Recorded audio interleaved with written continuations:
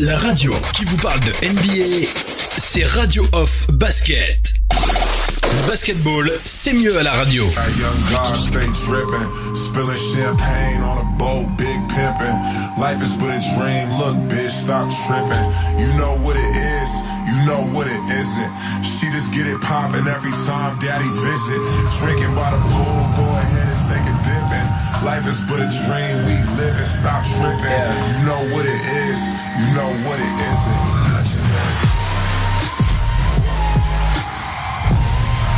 Down, let's roll it down! If you don't like that, you don't like NBA basketball. Oh, no, he did.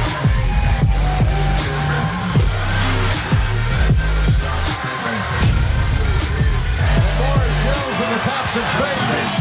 Young God stay dripping. Continue to support us. We're gonna have a hell of a year next year. 19 gonna be World, what up? You know what it is, you know what it isn't. She just get it poppin' every time. We've got breaking news. LeBron is a Laker. James doesn't need it. You got it. You know what it is, you know what it isn't. Welcome to your Kodak moment.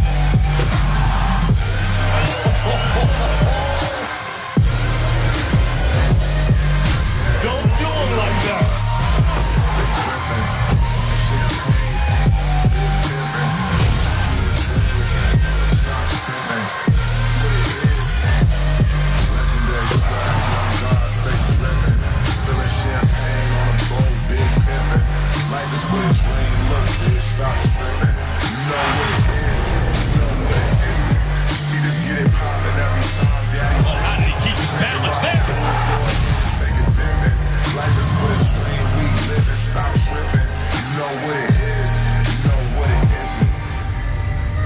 This might be the most interest I've had in an NBA season in years. Literally anything can happen. You get like chills thinking about what could happen. Vous êtes bien sur Radio Off Basket, la radio qui vous parle de NBA, la radio qui vous écoute. Basketball, c'est le mieux à la radio. La radio qui vous parle de NBA, c'est Radio Off Basket. Le basketball, c'est mieux à la radio.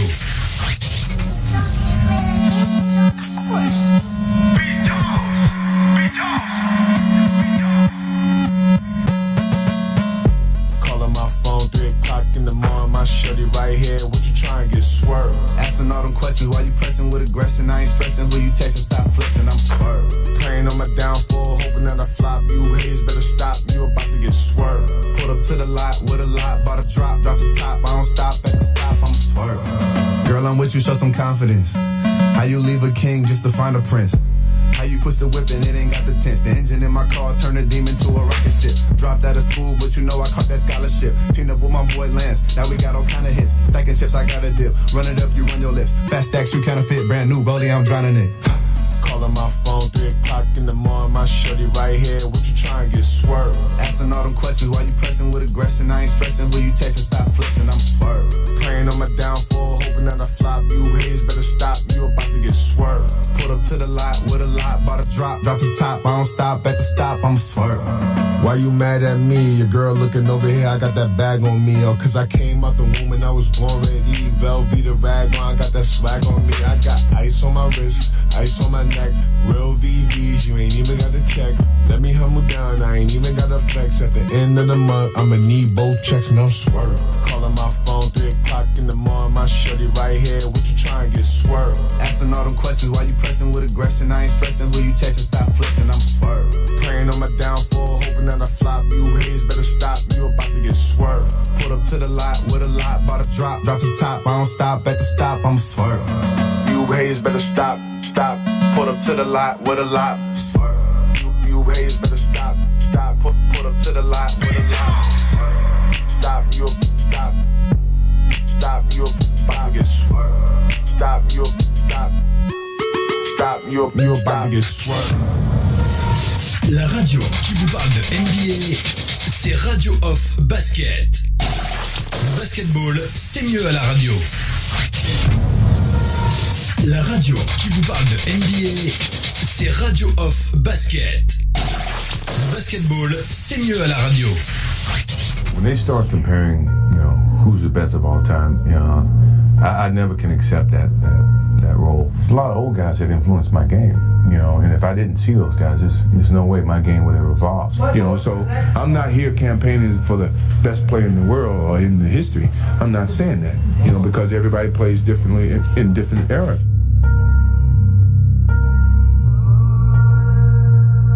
Coming on this level is a brand new start for me, and I had to start from the bottom and work my way up. I came into the league thinking I was the last on the totem pole. I know it's going to be a lot of talking, and crowd expectations are going to be out of this world, but I have to go out and play my natural game, and that's what got me up to this point, and I can't change now just for the crowd. I don't worry about the fans and their eyes on me.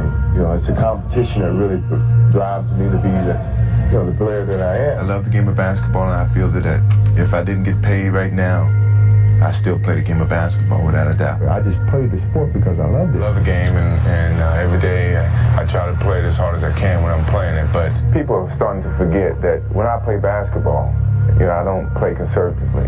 I play all out. I feel that I'm the leader of the ball club. So I can't say that I'm going to try to play and conserve 28 minutes so that by the end of the season, I'm going to be more rested. I'm all out. Now we can go head to head. Sure. And see who really is MVP. I'm the ultimate competitor. Yeah, I add that to the challenge that that I'm presenting to myself. I would never say I was a cutthroat. I was a competitor. Have you ever been afraid on the court ever? Against anybody? Never. Have you ever been intimidated by anybody? Never.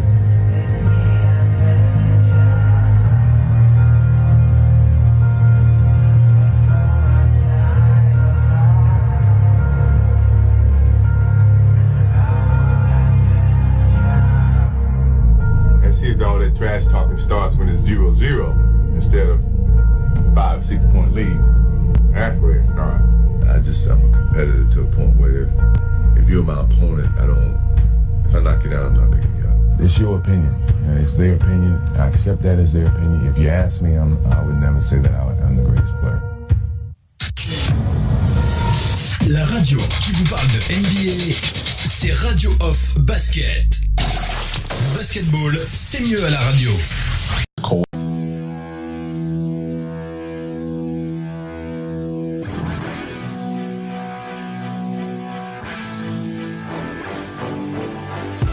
First two shots. Al Gasol on the block. That two. And the Bulls have turned it. They won. Again, an assist. Here's Aldridge. Rebounded by Curry. Oh, beautiful pass for Harden. Gasol's had another terrific season for the Memphis Grizzlies. Going all the way. With a torn thumb ligament, but he came right back, and here he is in the All-Star game. LeBron James. A couple of years ago, here against the Knicks, as James lines it up for three and does it again. Tops it on the hop. Curry wide open for three. Yes. He can knock that. Well, that's another legend said. Maybe the best ball handler in the league as you see. Russell Westbrook stolen away by Curry. On that pass from Curry. You have to move out the guard's way. This is a game for guards. Catch and shoot by Walker. And he's 91% at the foul of his quarters to the other side. Wade, and has those staggering numbers. Oh, the tip is missed by Lillard, kept alive by Westbrook, who hammers it home. Lamar, fearing to the heart. It's something even when the guy misses, he moves the crowd. Oh, the reverse. Westbrook did the rest. Aldridge slips it over to Teague, and he lays it home. Westbrook, and that will count. They will take a look at it, but it appeared that he got it off on time. So LeBron James behind.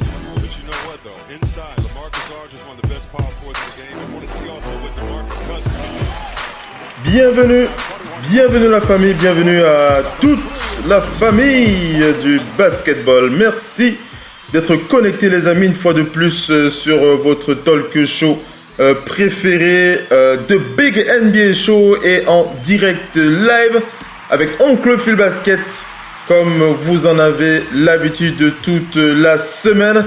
On va commencer bien entendu par s'excuser auprès de nos fans, auprès de nos auditeurs. On n'a pas pu être présent la semaine dernière.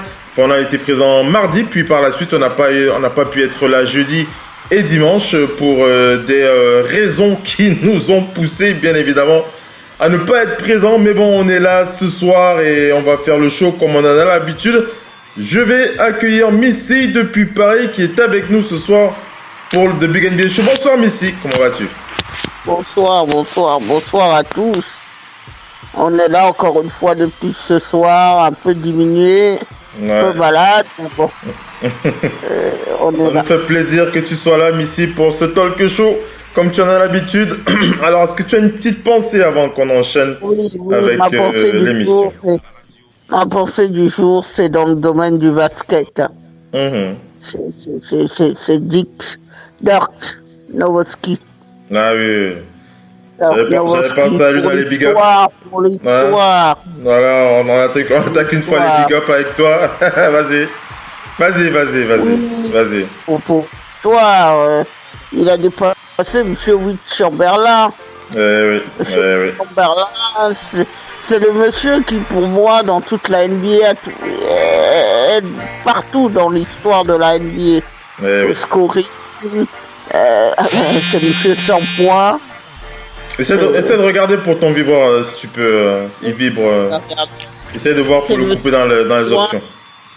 Je rappelle l'info avant que tu n'enchaînes, le temps que tu regardes pour les options de ton vibreur. Je rappelle bien entendu l'info. Tu parles bien entendu du fait que Dirk Nowitzki a donc dépassé Wilt Chamberlain au classement des meilleurs scoreurs de l'histoire de l'NBA. Dirk Nowitzki qui est donc maintenant 5e au classement, derrière Michael Jordan. Il lui reste 800 points pour égaler sa majesté. Je pense pas qu'en une saison il pourra. Je sais pas si en une saison il pourra rattraper MJ. Je pense pas. Mais on rappelle quand même que avant cela, Dirk Nowitzki avait été dépassé par LeBron James. Dirk Nowitzki qui a maintenant 31 424 points en carrière. Et on rappelle à ceux qui l'auraient oublié qu'il a envie d'enchaîner avec une énième saison. Il n'a pas envie de s'arrêter tout de suite. Vas-y Missy, vas-y. Il n'a pas envie de s'arrêter et il voudrait bien continuer. Ce qui a été bien, c'est qu'il a rapidement scoré les 4 points qui manquaient. Ouais. Ça c'est bien. Comme ça, au moins, le match a pu se dérouler, on est passé à autre chose. Mais rendez-vous compte, c'est quelqu'un qui n'était même pas dans l'élite du basket. Quand il a démarré, en Allemagne, il n'était pas dans l'élite du basket, il joue en 2e division. Il a été drafté lors de cette fameuse draft de 98, qui est pour moi l'une des plus mauvaises drafts. C'est la fameuse draft avec Paul Pierce. C'est la draft, je crois aussi, si mes souvenirs sont bons, c'est la draft Vince Carter, je crois. On vérifiera, mais je crois que ça t'es pas loin de la vérité quand même, il me semble. Vas-y, après je vais enchaîner, vas-y. Juste une chose pour dire à tout jeune, lorsque vous démarrez dans le basket, faut croire énormément en vous. Vous réussirez, vous n'allez pas réussir. Les gens peuvent pas le savoir à votre place. Vous-même, vous avez forcément une petite idée. Le temps, l'investissement, ce qui a fait scorer autant Dirk Nowitzki, c'est la maîtrise du jeu. Il a énormément maîtrisé le jeu et fait énormément de points sur des mouvements qu'il a énormément maîtrisés. Il se lançait pas dans des choses qu'il pouvait pas faire. Mais le fait d'ouvrir, le tir à 3 points, quand on voit les Kevin Durant aujourd'hui, on voit un peu les Dirk Nowitzki dans tout ça. Voilà, le fait d'ouvrir le fameux petit à reculant. Big up à lui. Un peu comme Jabbar à son époque. Jabbar a énormément scoré.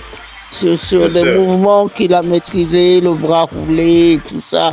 Donc quand vous démarrez au basket, fiez-vous souvent sur des certitudes que vous avez. Voilà. Il faut explorer d'autres cas, mais il faut déjà se rassurer sur les certitudes qu'on a, voilà. Voilà ce big up adressé, cet hommage adressé à Dirk Nowitzki, il le mérite, hein. Dirk Nowitzki au plus près, encore plus profondément ancré dans l'histoire de cette ligue que nous apprécions tant. On va enchaîner avec ce dernier big up. On va penser. Missy, tu veux dire quoi? Oui, on enchaîne. Enchaînant, Missy, on va parler on va adresser ce big up aux deux joueurs de la semaine du côté de la conférence Ouest et du côté de la conférence Est. Il s'agit de Rudy Gobert, le pivot français du Jazz d'Utah, et de Bradley Beal.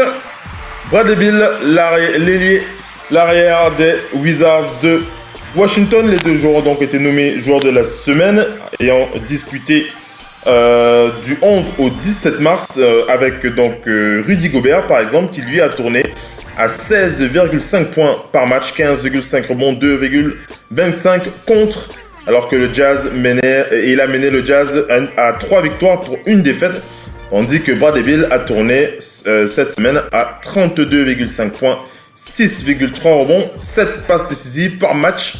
Il a mené les Wizards à 3 victoires pour une défaite. Voilà un big up adressé à ces deux joueurs clés, on va dire ça comme ça, de ces deux franchises que sont les Wizards et les Jazz d'Utah. Et le Jazz d'Utah. Allez, on va enchaîner avec la deuxième partie de ce talk show. On va passer au résumé des matchs de la nuit. Restez bien connectés. À tout de suite.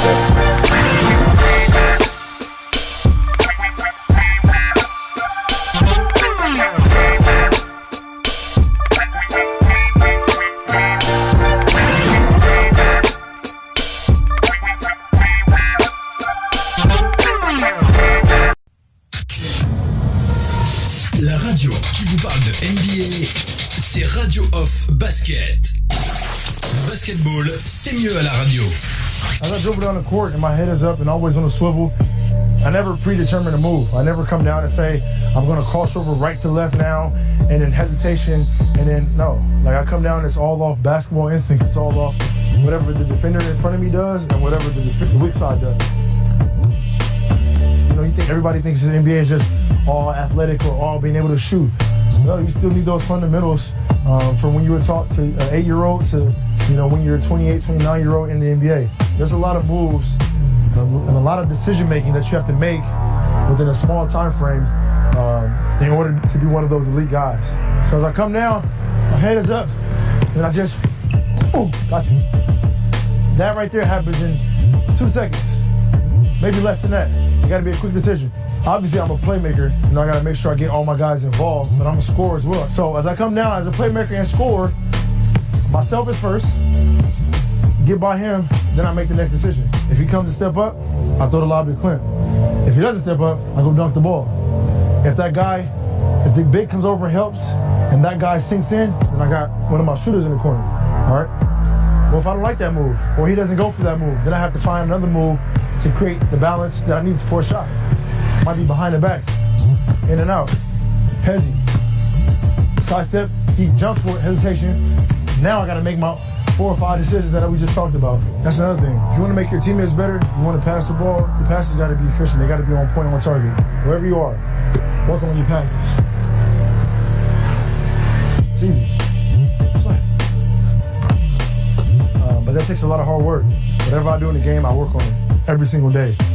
Repetition every single day. I'm not going to work on something that I don't do in the game that I wouldn't try in the game because it's just a waste of time. And I think a lot of kids are doing that nowadays. Working on different moves because you see different trainers or different whatever, some on Instagram. No, this is about going in the gym, putting the work in, something that you need to work on and want to be great at for your hour or 2 hours or however long you're going to do it. And don't just sit in the gym wasting your time. That's what it is.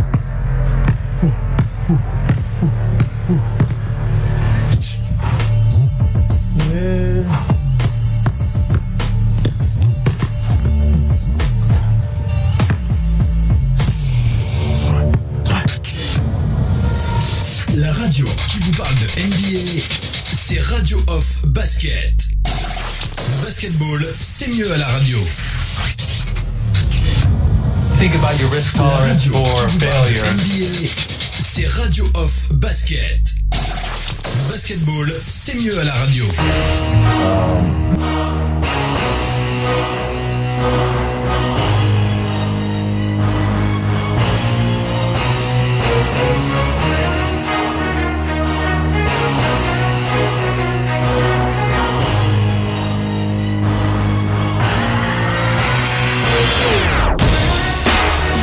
Allez les amis, on attaque avec la suite de ce talk show. Nous sommes rentrés de plein pied dans les résumés des matchs de la nuit avec Missy depuis Paris. On va commencer par partager avec vous le résumé de cette rencontre qui a opposé les Cavs Cleveland aux Pistons de Détroit. On rappelle que les Pistons ont donc battu les Cavs sur un score de 110... Non, ce sont les Cavs qui ont battu les Pistons de Détroit. Voilà, je rétablis la vérité sur un score de 126-119. Le MVP de ce match, c'était donc Cedi Osman, l'ailier qui a terminé le game avec 21 points, 4 rebonds, 6 passes décisives. Andre Drummond, le pivot des Pistons de Détroit, était le meilleur joueur de son équipe avec 21 points, 21 rebonds et 5 passes décisives. On rappelle qu'au classement de cette conférence Est, dans cette fin de deuxième partie de saison, les Cavs qui sont classés à la 14e place, et bien entendu les Pistons de Détroit qui sont classés à la 6e place de la conférence Est. 36 victoires pour 34 défaites. Les Pistons de Détroit qui sont toujours bien positionnés pour participer aux playoffs. Donc on va dire que pour ce match, derrière ils ont les Nets de Brooklyn quand même qui sont à 36 victoires pour 36 défaites. Le Heat de Miami qui est 8e avec 34 victoires pour 36 défaites. Donc voilà un peu pour ces 3 équipes qui se tiennent sur un cheveu. On va dire ça comme ça. On enchaîne, on va parler du Jazz d'Utah qui affrontait les Wizards de Washington. Et on va féliciter la victoire du Jazz d'Utah sur un score de 117-95. Le MVP de ce match, c'était Rudy Gobert. 14 points, 14 rebonds, 3 passes décisives. Je rappelle que Rudy Gobert a terminé meilleur joueur de la semaine. Et il avait donc mené une fois de plus ses coéquipiers vers cette victoire en battant les Wizards de Washington. On rappelle que le meilleur joueur des Wizards était donc Jabari Parker. Qui se relance, on va dire ça comme ça, entre parenthèses, c'est la fin de saison. Et Jabari Parker qui retrouve du temps de jeu, ça fait plaisir de le voir jouer. Il a terminé ce match 19 points, 7 rebonds, une passe décisive sur cette rencontre. Revenons sur le standing de ces deux équipes, le Jazz d'Utah. Le Jazz d'Utah qui est classé à la 7e place de la conférence Ouest. 41 victoires pour 29 défaites, alors que les Wizards dans la conférence Est, sont donc classés 11e, 30 victoires pour 41 défaites. Ils ne feront pas les playoffs. Missy? Oui, et puis cela fait dire quand même à Quincy Snyder, le coach de l'Utah, qu'il faut que Rudy Gobert arrête de se sous-estimer. Ouais. Et c'est pas vrai, parce que Rudy Gobert, c'est quand même... C'est quelque chose qui traîne depuis un moment en NBA. Je crois que il avait peut-être la sensation de vouloir on rappelle qu'il était quand même candidat au titre de meilleur défenseur de l'année, mais peut-être qu'à force de ne pas l'avoir, il s'est dit Non, il le traîne, mais il traîne quelque chose que les statistiques disent tout à fait le contraire. Rudy Gobert est l'un des meilleurs joueurs qui dissuade le mieux et qui contre d'ailleurs le mieux. Et lorsque vous vous trouvez face à lui, il y a beaucoup de chances qu'il vous dissuade énormément pour faire autre chose. On se souvient il y a quelques années, c'était 2 ans maintenant, à peu près 2 ou 3 ans, les matchs des playoffs face aux Warriors. Steve Kerr qui avait pris l'option de ne pas plus jouer dans la raquette et de faire plutôt prendre des tirs à Kevin Durant à 3-4 mètres. C'est quelque chose qui avait très très bien marché, mais ça avait très très bien marché parce que la dissuasion de Gobert dans la raquette était bonne. Après maintenant, il faut, comme on dit toujours sur un terrain de basket, il faut savoir faire plein de choses. Lui, au moment où il a été drafté, en même temps que Giannis Antetokounmpo, ou même, comment il s'appelle, le Suisse d'origine congolaise et angolaise, là, Clint Capela. Les trois là, il y a beaucoup de gens qui étaient dubitatifs sur eux. Et même Joel Embiid, y compris, forcé de constater que c'est les meilleurs joueurs de la ligue. Parce que, en plus de bosser beaucoup, c'est aussi une question d'observation et de talent. Bien sûr. Lui, il aime bien réunir ces choses-là. Et puis, ce type de joueur, c'est une denrée rare en NBA. Hein. Quelqu'un qui fait gagner son équipe tous les soirs. Hein. Parce que vous marquez des points, vous prenez des rebonds, et vous faites toutes ces actions qui ne sont pas dans les statistiques. On enchaîne avec... C'est la première des défauts. Hein. Ouais. On enchaîne ici avec le match suivant, ce match qui m'a beaucoup plu. Pas parce que les Nuggets de Denver avaient battu les Celtics de Boston sur ce game, non, pas du tout. Mais c'est surtout à cause de ce moment particulier que les Celtics ont réservé à Isaiah Thomas. C'est aussi pour ça qu'on l'aime, cette ligue qui arrive toujours à créer ce genre de moments, et cette ligue qui n'oublie pas ceux qui ont participé, ces franchises qui n'oublient pas à ces joueurs qui ont participé à leur on va dire à leur lumière, on va dire ça comme ça. Je rappelle d'abord les faits. Les Nuggets qui avaient donc battu les Celtics sur un score de 114-105. Nikola Jokic MVP de cette rencontre, 21 points, 13 rebonds, une passe décisive face à Kyrie Irving, 30 points, 5 rebonds, 4 passes décisives. On rappelle que les Celtics sont 5e de la conférence Est avec 43 victoires pour 28 défaites et que les Nuggets Denver sont 2e de la conférence Ouest, 47 victoires pour 22 défaites. Mais je le dis, c'est surtout l'hommage rendu à Isaiah Thomas qui nous a fait plaisir, en tout cas qui m'a beaucoup touché.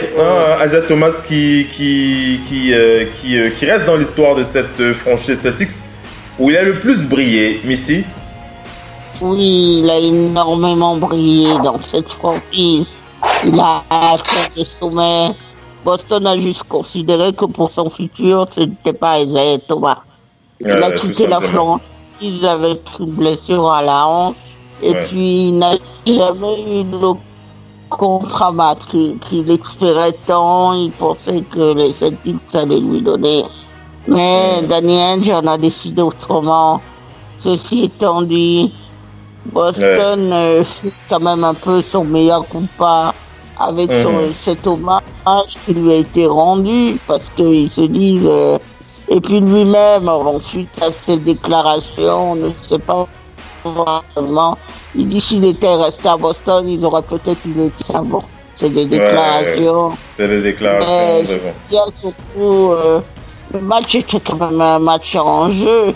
Et moi, c'est la manière dont Boston a perdu ce match où ils ont dominé ce match presque jusqu'à la fin. Et c'est tout a basculé à la fin du troisième quart-temps. C'est là où les Celtics, avec ce temps mort qui a été pris, mal géré, qui a fait revenir à égalité les Nuggets, qui ont commencé un peu plus à croire en leur chance. Les Celtics, il va falloir qu'ils procèdent dans les règlements. Ils ne peuvent pas, on ne peut pas perdre un match comme ça. Et un match où Jaylen Brown doit être un peu plus là, défensivement, il en a les capacités. Moi, je le dis. C'est pas les playoffs, c'est un avertissement sans frais. Mais si vous devez tomber sur cette équipe des Nuggets, oui. Et puis l'autre. Vas-y, après j'enchaîne avec la présentation des panélistes qui sont là. Vas-y.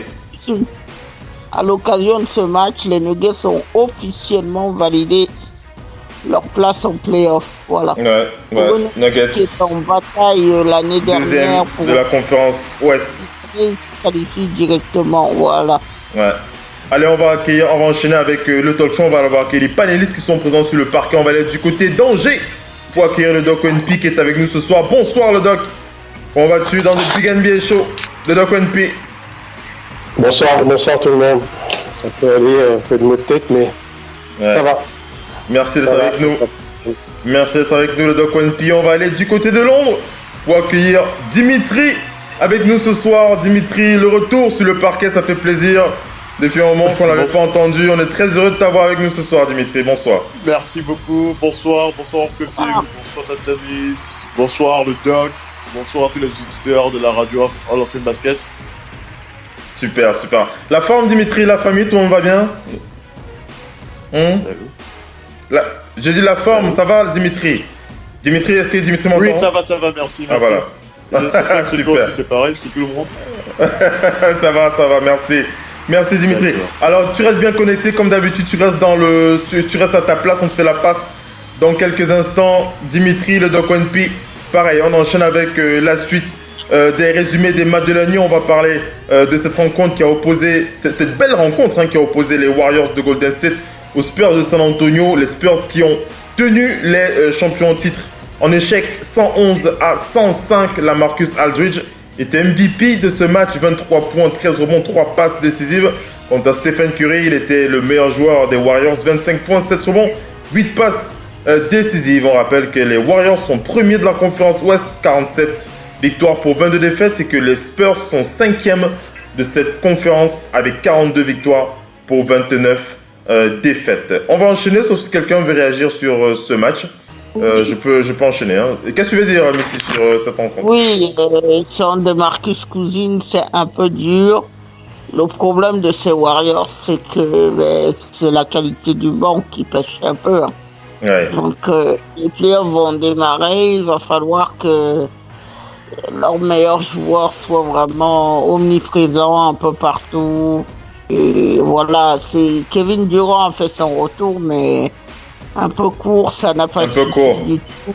Et puis Steph Curry, certes, il a marqué ce très beau panier qu'on a vu loin du milieu de terrain. Ouais. Il était capable à 6 sur 18 au tir à 3 points. Il a pris beaucoup de tirs, il n'en a pas mis beaucoup. Ça ne doit pas lui arriver souvent. Ouais, c'est clair. Bon, ce n'est que une saison régulière, voilà. Ouais. On enchaîne avec la suite. On va parler de cette rencontre qui a opposé les Pelicans de la Nouvelle-Orléans aux Mavericks de Dallas. Un match serré, en tout cas, sur la fin.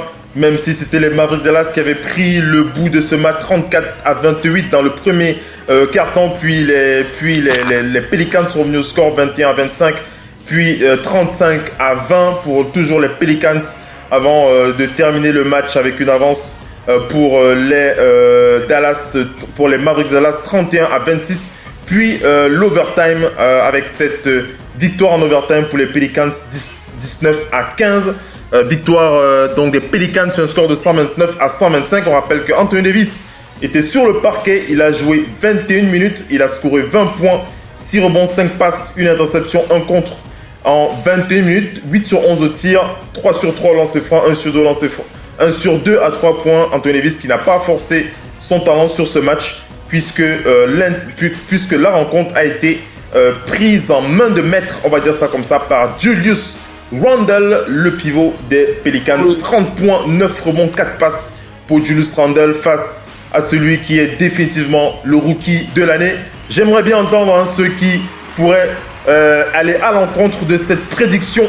Luka Doncic, MVP, meilleur joueur de cette équipe des Mavericks. 29 points, 13 rebonds, 10 passes pour Luka Doncic. Des statistiques extraordinaires, il faut tout simplement le dire. Laisse-moi poser une question à Dimitri sur Luka Doncic et après tu enchaînes. Dimitri, oui.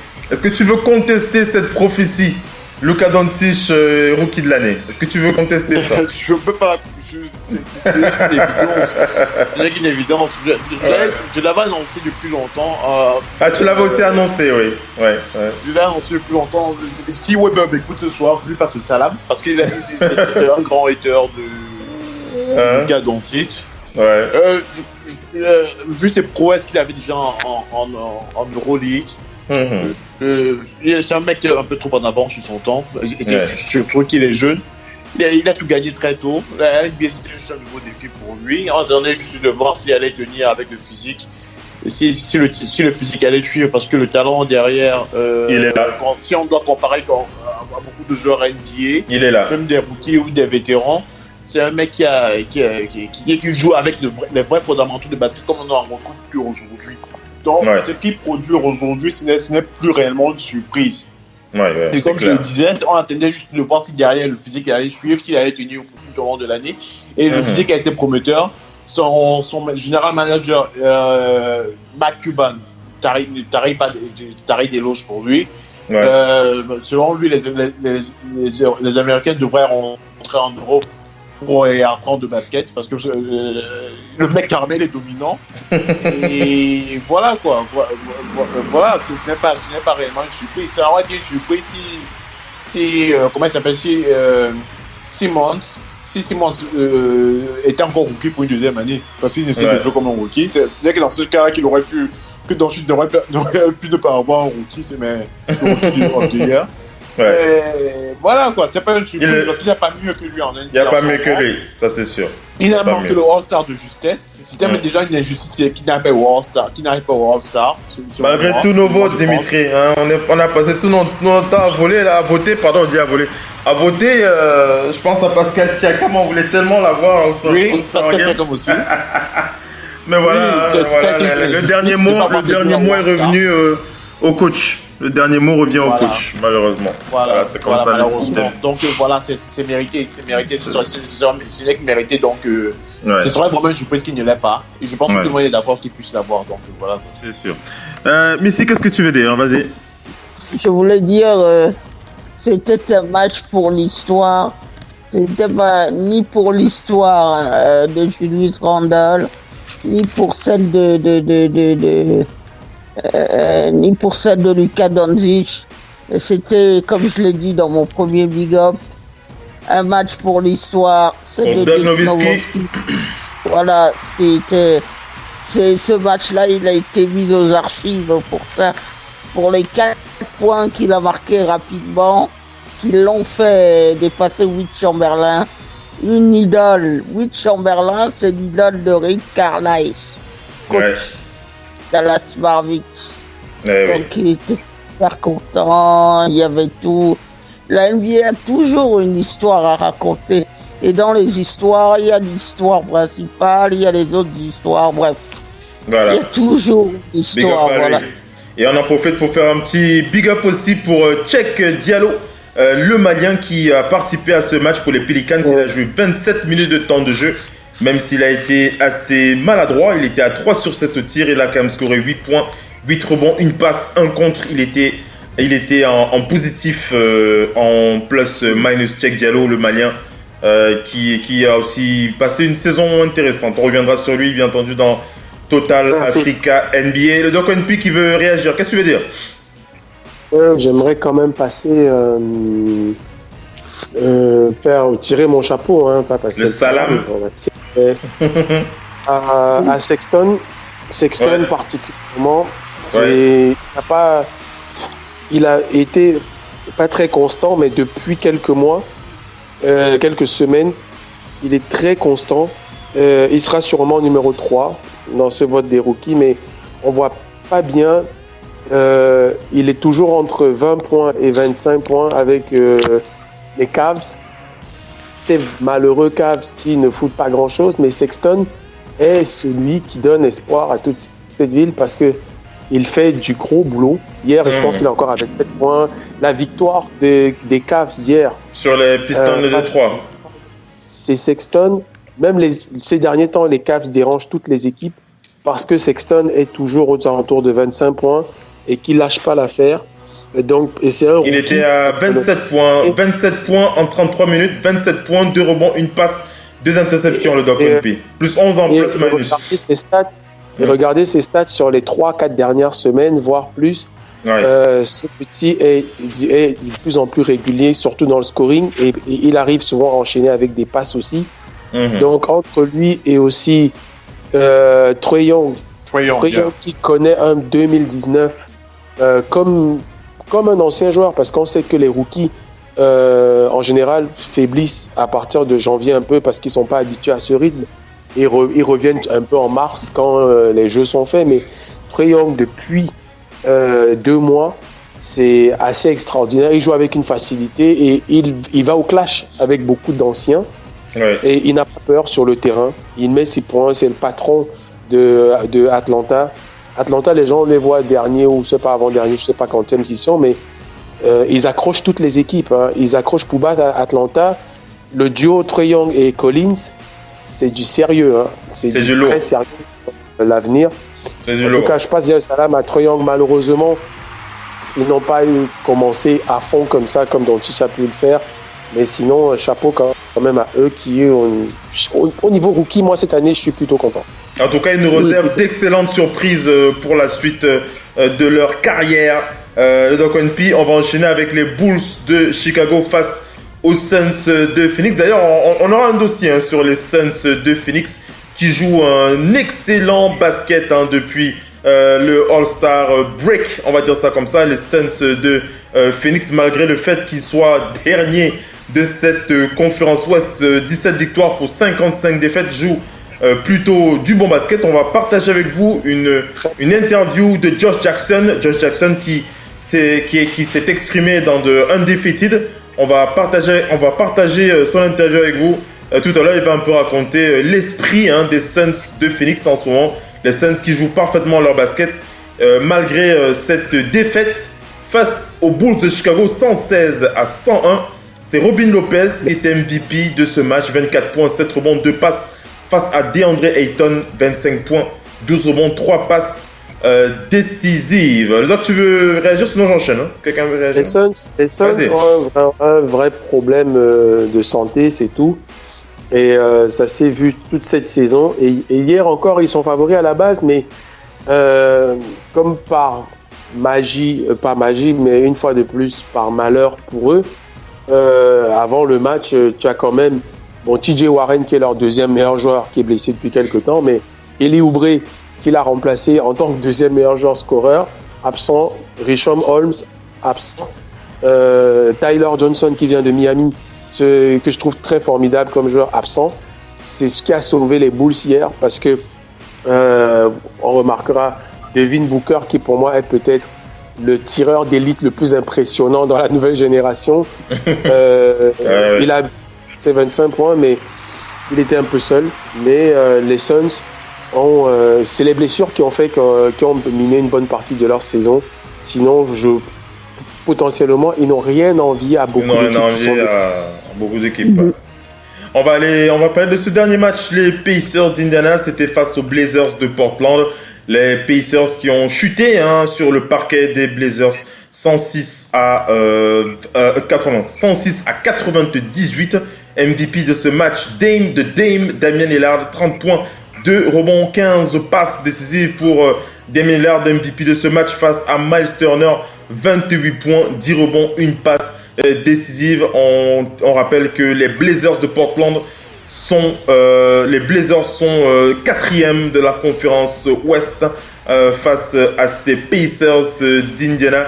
Ces Pacers d'Indiana qui méritent amplement leur classement. Surtout avec le fait qu'ils soient orphelins de Victor Oladipo, les Pacers qui ont continué à jouer leur meilleur basket. 44 victoires pour 27 défaites, mesdames et messieurs. 4e de la conférence Est, juste derrière les Sixers de Philadelphie de notre cher Joel Embiid. Quelle équipe, quelle équipe, Dimitri. Dimitri, tu veux féliciter les Pacers aussi ce soir. Ouais, ça revient en grand travail d'ensemble. Ça revient un très grand travail d'ensemble et surtout le coach qui a fait plein de choses derrière, l'organisation qui a soutenu les joueurs. L'équipe n'a pas trop changé ces trois dernières années. C'est le même groupe, c'est la même envie de jouer. On a vu ce qu'ils ont accompli l'année dernière en playoff. Même s'ils ne sont pas allés jusqu'au bout, mais ils sont bien battus pendant les matchs. On a senti juste que c'était l'expérience qui leur manquait. Et aujourd'hui, cette saison, ils reviennent encore avec... on s'est dit avec la blessure de Oladipo que ça allait les handicaper. Non, à la grande surprise, l'équipe a tenu, forte, chacun utilise ses forces. On se rend surtout compte que ce sont des joueurs athlétiques, parce qu'ils sont tous de grande taille. Sauf peut-être Darren Collinson qui est, je pense, c'est peut-être lui aussi, ou CJ Watson plus petit de l'équipe. Mais mis à part ça, l'équipe est très physique. Très physique. L'équipe est très phisique. Ouais, très physique clair. et avec des joueurs qui sont aussi très adroits. Ouais. Il faut aussi le dire. Un collectif qui est très bien, qui tient très bien surtout. Donc voilà, c'est clair. Bravo au coach, bravo à l'organisation. Bravo. Je pense que le coach devrait être le coach en PDR. Donc voilà quoi. C'est mérité en tout cas pour ces Pacers. Quelqu'un veut réagir sur ce match, le doc peut-être, Missy? Quelqu'un veut réagir, sinon j'enchaîne. Oui, ils sont sortis. Voilà une équipe qui a eu beaucoup de blessés aussi et a tenu sans les blessés pour au moins se maintenir. Parce qu'on se demandait s'ils vont même se qualifier pour les playoffs. Mais non seulement ils se qualifient, mais en plus ils se positionnent très bien par rapport à ce qu'on pouvait attendre d'eux. Et maintenant, une nouvelle aventure commence parce que les Pacers ont non plus que Oladipo qui la saison sera morte. Mais avant, il y a eu tellement de blessés qui ont fait en sorte que leur effectif, le coach ne pouvait pas travailler. Sabonis s'est reblessé, il vient de revenir. C'est Bogdanovic qui a tenu l'équipe au scoring pendant presque 3 semaines à 1 mois. Et ils ont réussi à avoir Wesley Johnson. Avec Tyreke Evans, les mecs apportent ce qu'il faut. Quand tout le monde sort de l'infirmerie, il n'y a rien à dire. Même le petit Leaf, les gens vont le découvrir, mais quand ils rentrent sur le terrain avec Doug McDermott, qui est un tireur, ils sont maintenant libérés des blessures, on espère, pour jusqu'à la fin de la saison. Donc, ils vont poser beaucoup de problèmes aux équipes. Ils vont en poser beaucoup parce que dedans, c'est du solide. Miles Turner, hier encore, c'est lui qui score. On ne l'attend pas. Sabonis est encore sur le banc. Pourtant, on sait qu'il va retrouver sa place dans le 5 bientôt. Ouais. L'équipe des Pacers, c'est une équipe solide. C'est vraiment du solide, c'est du dur. Ils sont dans un road trip. Ça va peut-être leur donner mentalement un peu de la force parce que c'est pas évident. Ce soir, en back-to-back, ils tombent sur les Clippers. C'est mal barré parce que les Clippers se jouent un peu dur comme eux. C'est deux équipes qui se ressemblent. Ouais. Donc, non, les Pacers, je suis vraiment... C'est un modèle autre. C'est vraiment un modèle autre, comme on aime, à l'ancienne. Ouais, c'est clair. Donc voilà pour ces résumés, les résumés des matchs de la nuit. On va enchaîner avec la deuxième partie de l'émission. Je vous propose un débat. Je vais ouvrir un dossier là, comme ça, en direct live pour un débat. Bien entendu, je vais vous donner de la matière, ne vous inquiétez pas. On va ouvrir le dossier du phénomène Zion Williamson ce soir. Zion Williamson. Et je vais vous poser la question, Missy, le doc, Dimitri. Je demande aussi aux auditeurs, hein, si vous n'avez pas suivi la hype de Zion Williamson, j'espère que vous êtes bien connectés. Parce qu'on va parler de long en large, on va parler un petit peu quand même de ce joueur, Zion Williamson, qui attire tous les feux des projecteurs pour la prochaine draft NBA. On va un peu se pencher sur le cas de ce jeune phénomène. Il était temps, vous me direz, ça faisait un moment qu'on en parle, mais bon, sur le parquet de la radio, on s'est un petit peu retenu. On va le faire ce soir avec Missy, avec le doc, avec Dimitri, avant d'enchaîner avec les news. Restez bien connectés, à tout à l'heure.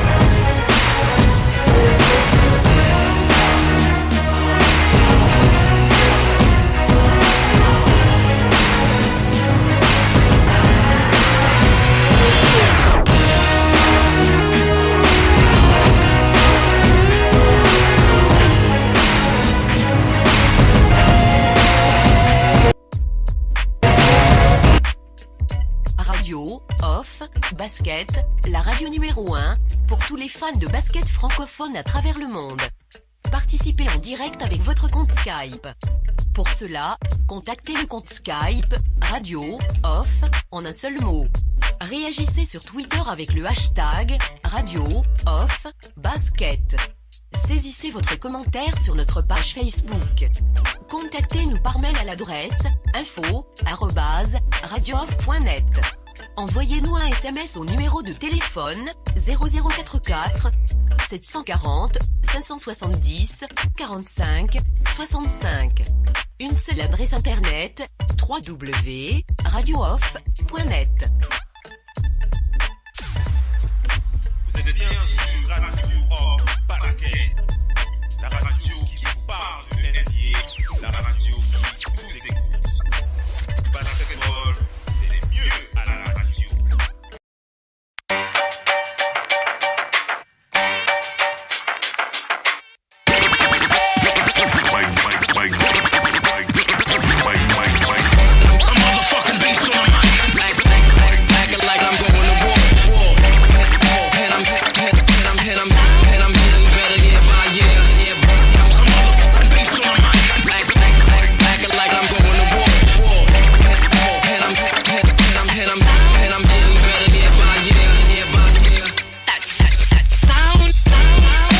Allez les amis, on attaque avec la suite de ce talk show. Nous ouvrons le débat sur Zion Williamson. C'est vrai que je ne vous avais pas posé la question, mais je vais le faire maintenant. La question de ce débat, bien entendu, je vais commencer. Je vais d'abord poser la question, après je vais enchaîner avec la présentation de ce phénomène qu'est Zion Williamson. Et la question que je vais vous poser, c'est au vu de tout ce que vous avez entendu sur Zion Williamson, est-ce que vous pensez qu'il va être prêt right away? Est-ce qu'il sera le franchise player dont aura besoin l'équipe qu'il aura au premier tour de la draft NBA, comme l'a été en son temps LeBron James? On rappelle que LeBron a été très vite le joueur clé des Cavs de Cleveland. Je crois que c'est sa deuxième saison qu'il a fait les playoffs, je crois. Il a attaqué les playoffs. Il est déjà dans sa deuxième saison, LeBron James. Est-ce que Zion Williamson a le potentiel pour réaliser un début de saison aussi fracassant que celui du King? Mais revenons un petit peu en détail sur le passif de ce phénomène que vous allez donc rencontrer. On va reparler de Zion Williamson sûrement. On reviendra sur lui bien entendu pour la draft NBA et aussi pour la suite.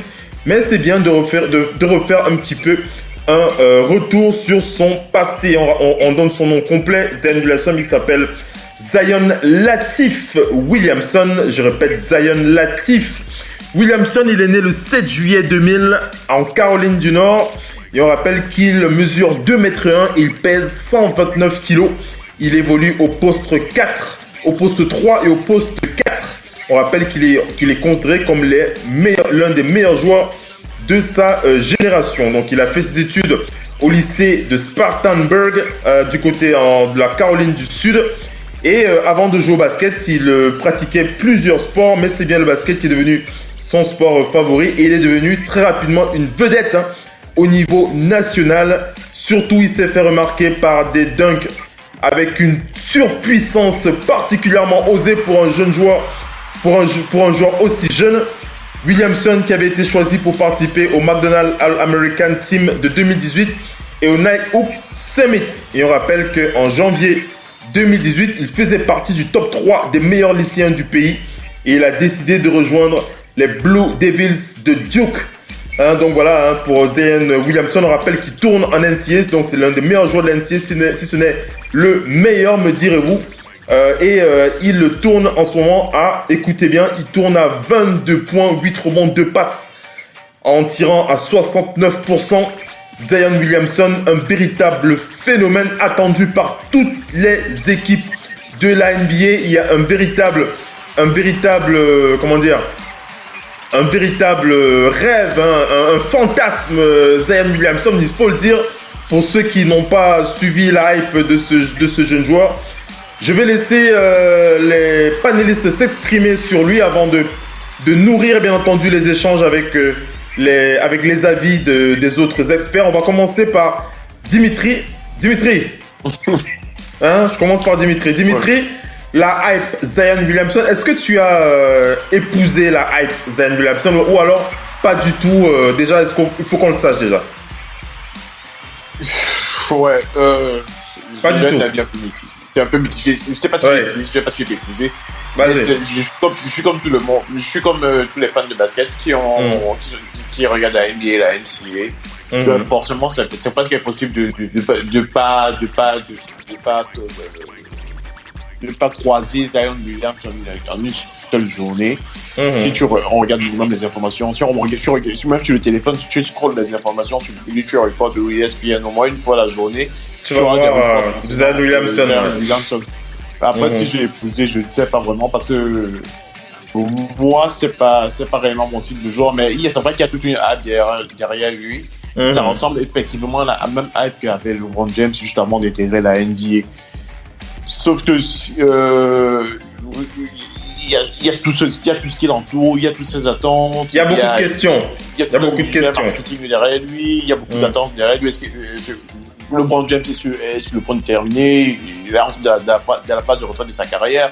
Maintenant, entre sur les next big thing qui vont rentrer, il y a toute une hype derrière lui, il y a une hype qui s'est positionné. Bon, je pense, éclairez-moi si je me trompe, mais je pense que c'est Nike qui est son fournisseur. Enfin, pas lui, mais pas lui, mais à l'université, parce qu'il n'a pas un contrat avec Nike. C'est avec l'université, pas encore. Duke, c'est Nike. Duke, c'est Nike. Pour les gens qui ne sont pas encore actifs en NBA. Mais voilà, il y a des équipementiers qui sont déjà positionnés. Il y a Nike qui est déjà derrière lui. Et puis, il y a toute une hype qui est créée, comme tu l'as dit encore, Oncle Phil, il y a toute une hype qui est créée. Ah, ça. On se demande dans quelle équipe va aller. Apparemment, les Lakers se profitent de plus en plus. Est-ce que j'ai posé la hype? Je ne sais vraiment pas. Je sais pas. Je suis encore en attente. Je suis encore en attente de voir quelle équipe va évoluer. Parce que c'est pas réellement le genre de joueur. Je me pose la question. Tu as vu ses caractéristiques tout à l'heure. Son envergure, il a 2 mètres 1, 129 kilos.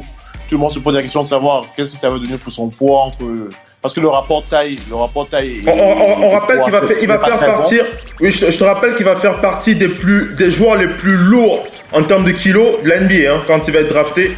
Zion Williamson, il va faire partie des joueurs, en tout cas dans la catégorie super lourd, il est déjà dans le top, hein, Zion Williamson, donc il ne sera pas, c'est pas un joueur qu'on va bousculer comme ça. Hein.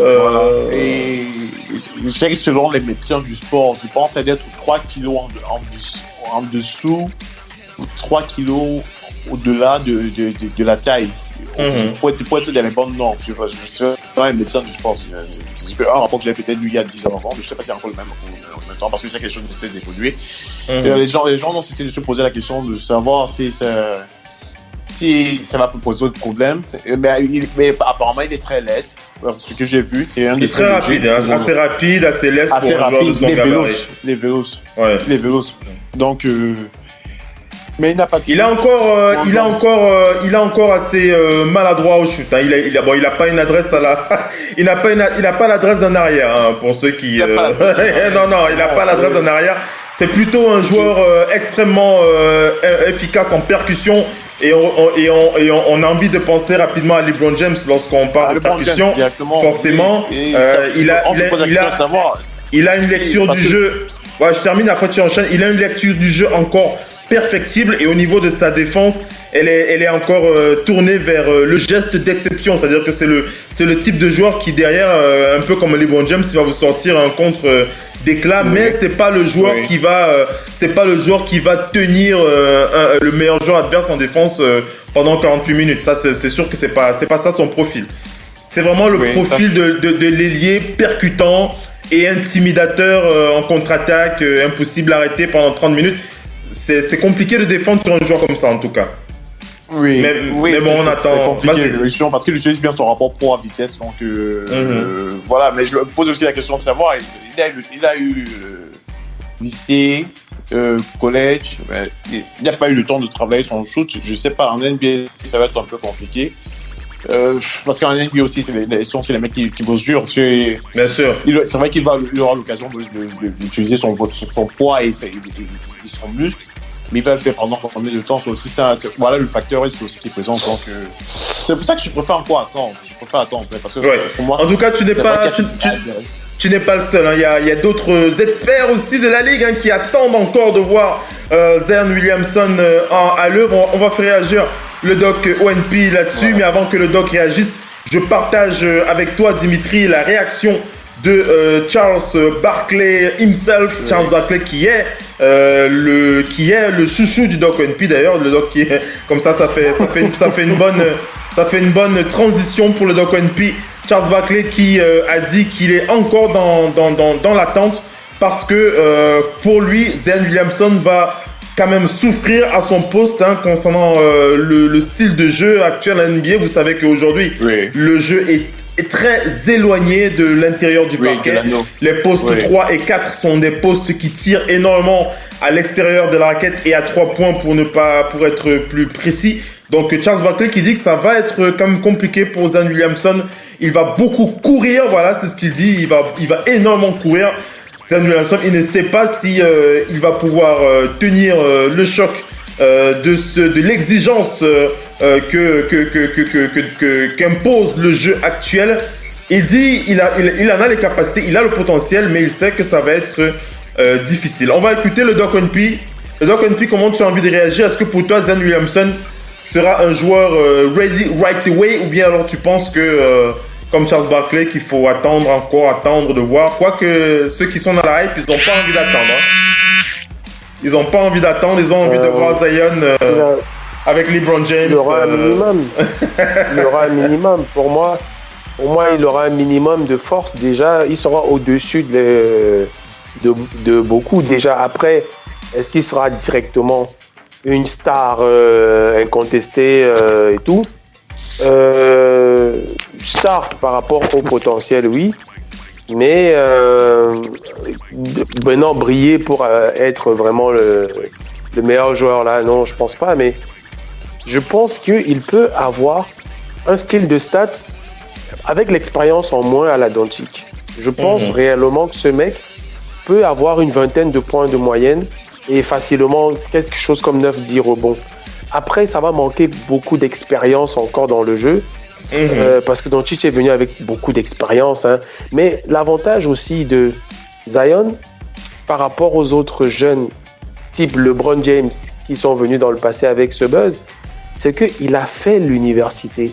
Les gens ne se rendent pas compte que même une seule année d'université, ça peut changer beaucoup de choses dans l'expérience d'un joueur et dans la maturité. Venir du lycée directement, il aurait pu, mais je pense qu'il aurait manqué du coaching, parce que être coaché par le meilleur coach peut-être américain et d'ailleurs je t'accompagne le Doc ONP, je t'accompagne pour préciser que même Kobe est venu du lycée directement à l'NBA, mais il a pas tout de suite brillé, il n'est pas devenu le Kobe qu'on a connu en une saison. Effectivement. Il y a des cas exceptionnels comme celui de LeBron James, c'est vraiment un cas exceptionnel dans l'histoire de l'NBA. Il y a Kevin Garnett aussi qui est un cas à part, il faut le dire. Venu du lycée. Encore le problème, c'est que l'avantage qu'ils ont eu les autres, c'est qu'ils sont arrivés dans leur team et qu'avec leur buzz, on leur a donné tous les ballons, mais ça n'a pas avancé grand-chose à l'équipe. Ça a juste avancé dans leurs stats individuelles. Kobe Bryant serait arrivé à Charlotte seul, il aurait fait ses stats, peut-être qu'il aurait fait du 16 points, 17 points la première saison, mais ça n'aurait amené nulle part. L'expérience du lycée, du lycée NBA c'est bien, mais l'expérience de l'université, du collège, c'est très important, et surtout aux côtés du coach, du meilleur coach américain, parce qu'il faut le dire, c'est le coach de Team USA, c'est le plus grand spécialiste, et que il en a vu les meilleurs passer à ses côtés. Il a un coach qui sait comment gérer les meilleurs.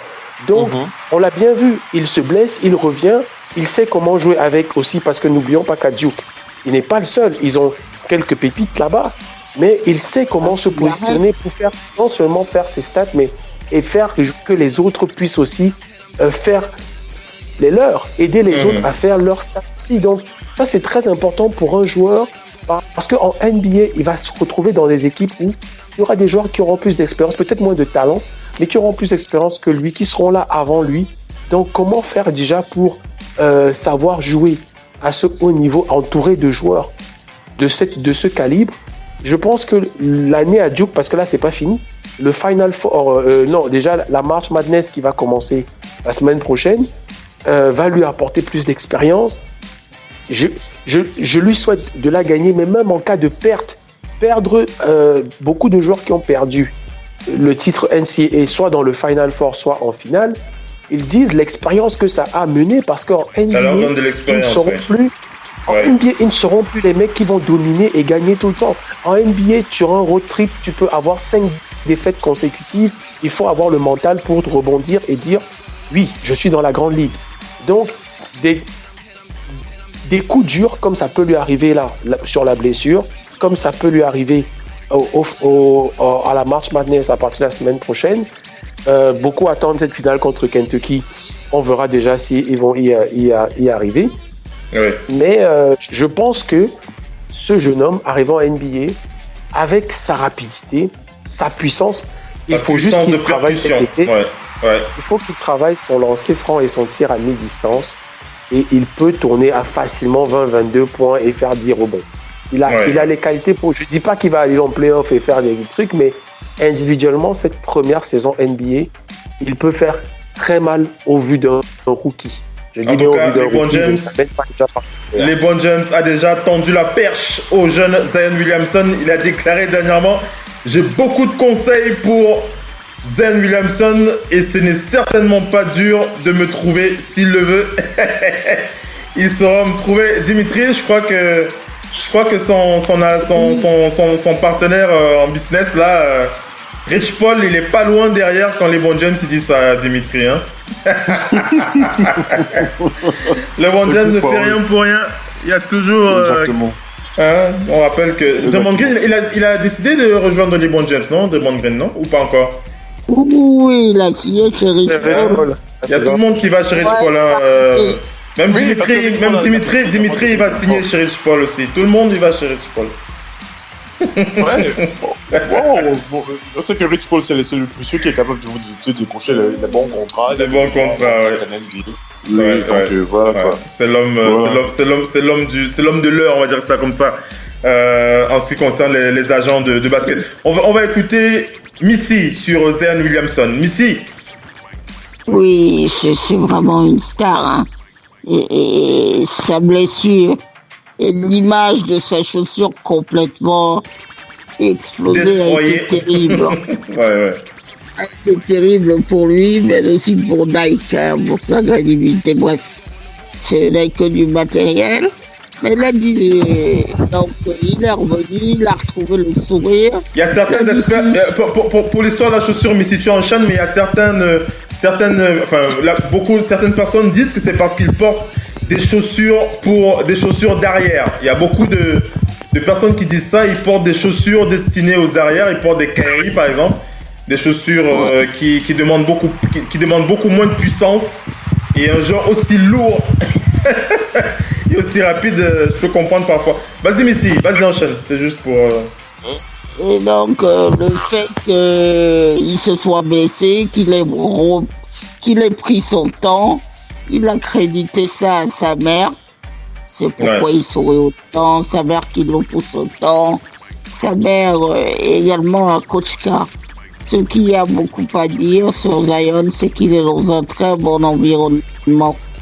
Quand vous êtes dans un très bon environnement, vous allez loin parce que les gens ont cette bienveillance sur vous que vous avez en université, que vous n'aurez peut-être pas à la NBA.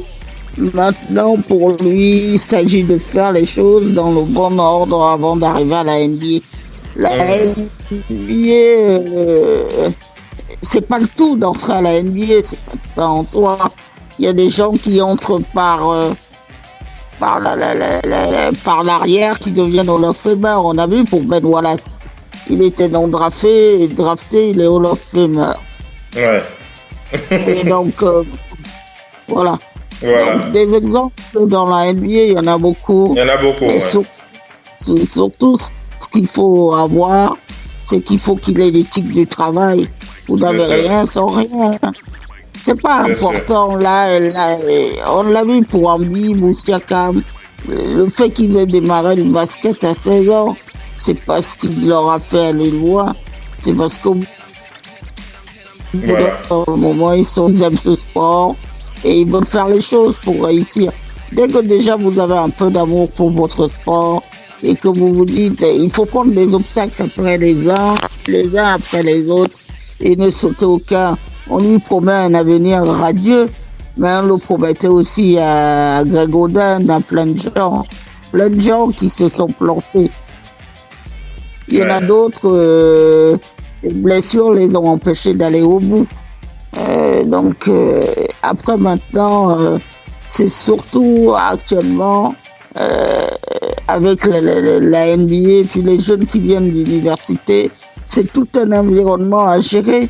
Dans le temps, les Jordan, ils s'occupaient que du basket et peu des réseaux sociaux qui n'existaient pas comme ils sont aujourd'hui ou qui n'existaient quasiment pas.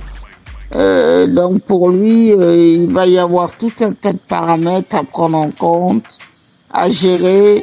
Et donc la force n'est pas simplement dans le fait que... On a hâte de voir ce que ça va donner. Ouais. Vas-y, Missile, à la conclusion, après j'enchaîne. Vas-y. Non, ce que je dis, c'est que il y a tout un environnement et puis ça dépend aussi de la franchise dans laquelle il va tomber. Et puis dans cette fameuse équipe de Duke, en plus de Zion Williamson, il y a aussi R.J. Barrett à regarder de très près. R.J. Barrett est celui qui a décroché le titre de U19 avec le Canada qui n'avait jamais eu de titre chez les juniors. À lui seul, il a battu Team USA, scoré au moins 38 points. Donc lui aussi, il y a beaucoup de choses à regarder autour. Et puis, ça va dépendre aussi du temps de jeu, des opportunités qu'il va avoir, s'il est saisi ou pas. Allez, on va enchaîner. Voilà, big up à Zion Williamson. Voilà, on vous l'a dit.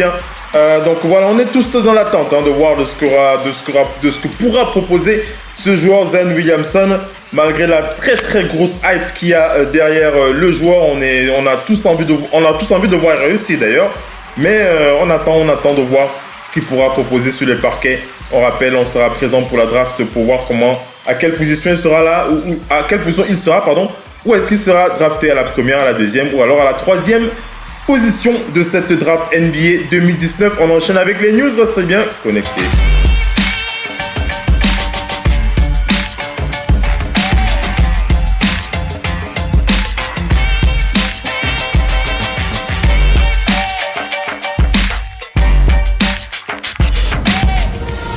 La radio qui vous parle de NBA, c'est Radio Off Basket. Le basketball, c'est mieux à la radio.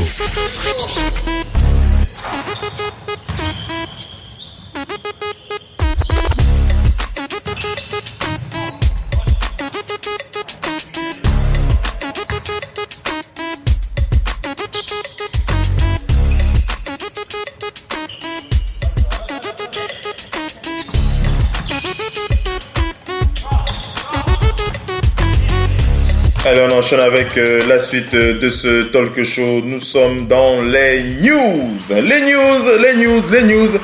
Et encore les news. On commence par aller du côté des Knicks de New York. On va prendre quelques nouvelles du français Frank Ntilikina. Encore une saison dans l'ombre pour Frank Ntilikina. Frank Ntilikina qui il n'était pas à 100%, il était même un petit peu blessé d'ailleurs. Mais il a été déclaré apte à l'entraînement par les Knicks de New York et il s'est entraîné avec les Westchester en NBA de NBA G-League ce mardi. Il s'est entraîné avec les Westchester de NBA G-League ce mardi et il devrait rejoindre les Knicks pour le match face au Jazz d'Utah, face à son compatriote Rudy Gobert. Ce sera mercredi, donc demain. Mais ce n'est pas certain qu'il jouera, mais il rejoindra bien l'effectif pour Frank Ntilikina qui, pour sa seconde année, a manqué 23 matchs à cause de sa blessure. Je crois que c'est une blessure à l'aine, si je ne dis pas de bêtises. Cette blessure pour Frank Ntilikina qui a une fois de plus gâché sa saison. Le talent de Frank Ntilikina qui a vraiment du mal à éclore, en tout cas pour un début, c'est normal. On va pas lui jeter la pierre comme normal, ça. On va pas lui jeter la pierre. C'est difficile. C'est pas évident. C'est très difficile en NBA et puis Il est dans une équipe aussi de New York qui manque de lisibilité. Hein. On enchaîne avec la suite des news. On va du côté des Rockets de Houston pour partager avec vous le désir de James Harden de jouer pour la Coupe du Monde. Et oui, mesdames et messieurs, James Harden veut participer à la Coupe du Monde en Chine.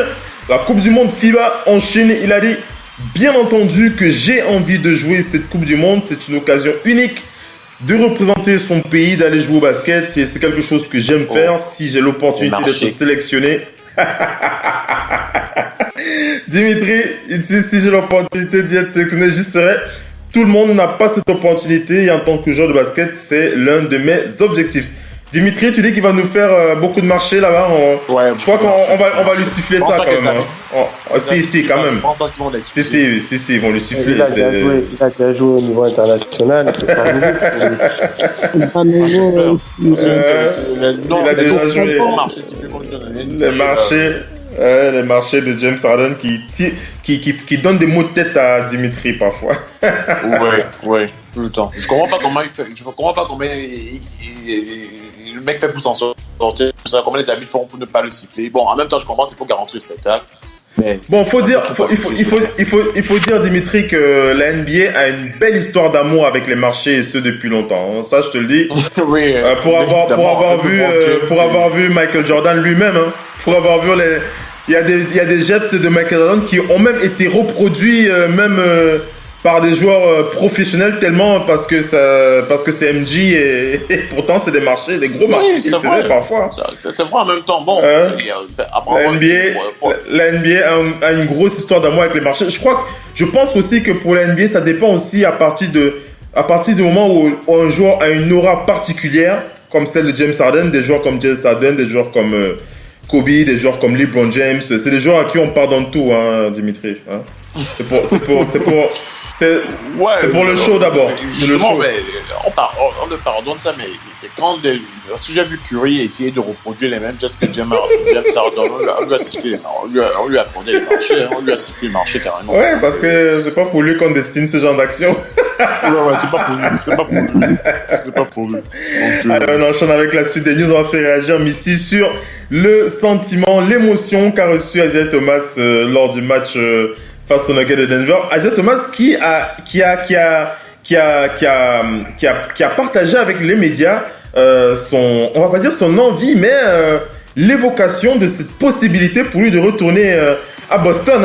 Isaiah Thomas qui, on rappelle, il a dit c'est vrai que je me suis séparé en de mauvais termes avec les Celtics quand j'ai été tradé.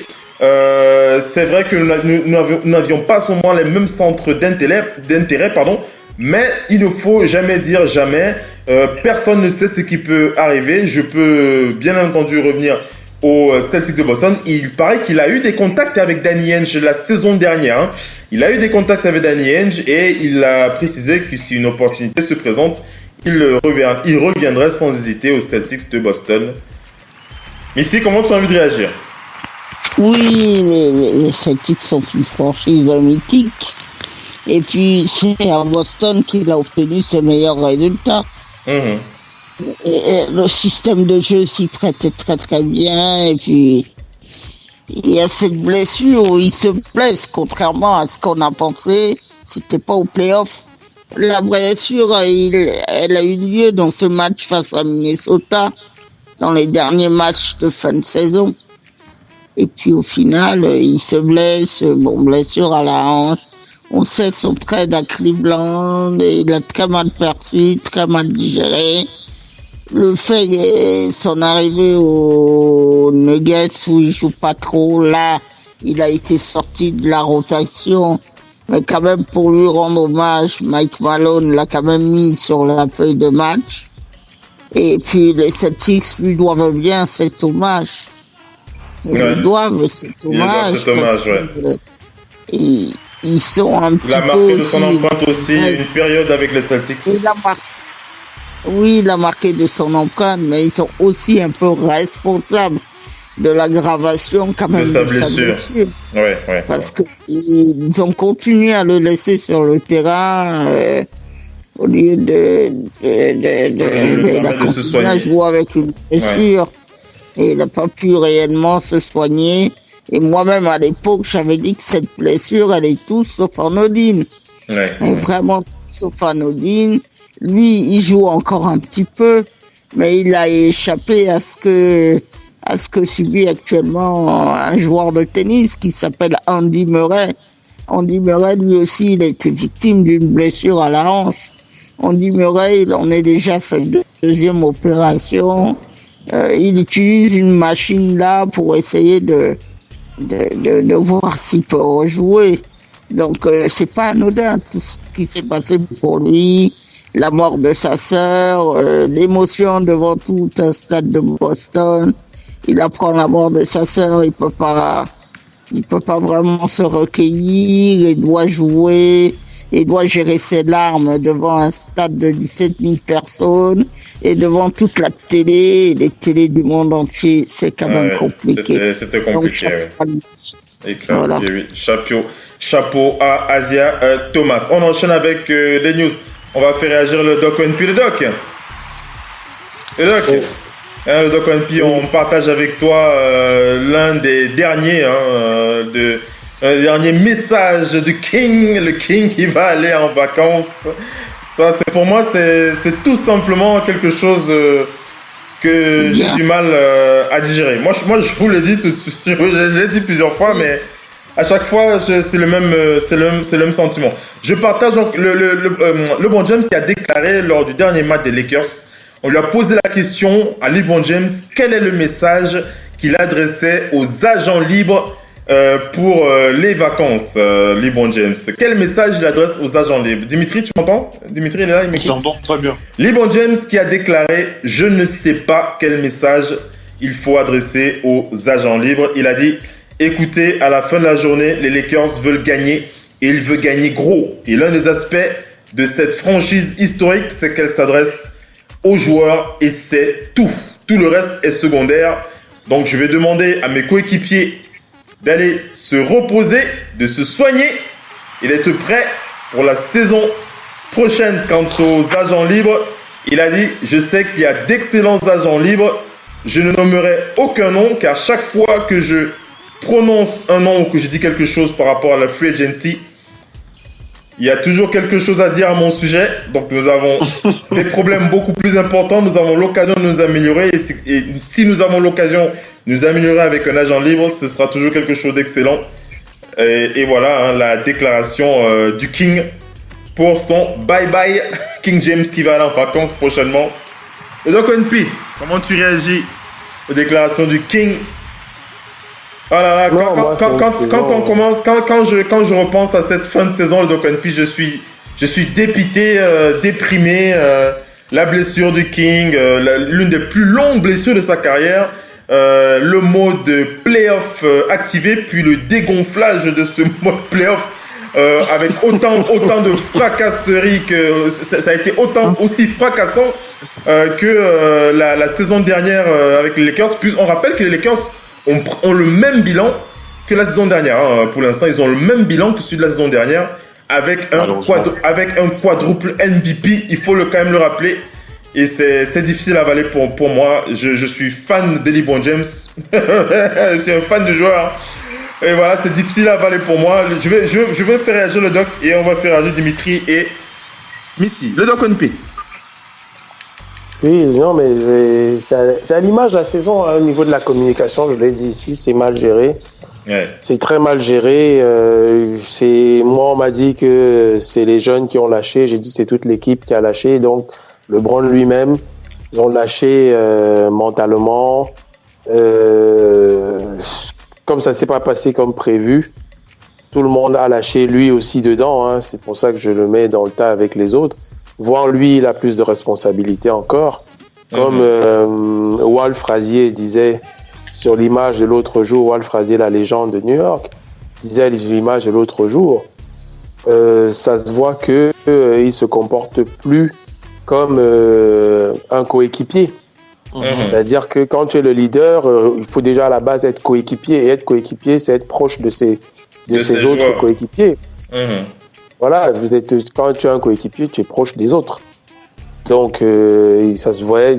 Et même dans ses interviews, tu vois, après le match de New York, au lieu de justifier et dire de montrer les petites erreurs faites, lui, il dit que New York n'ira pas en playoff, eux aussi. Donc, le match là, finalement, pour l'une comme les deux autres équipes, voilà, ça n'amène rien de plus.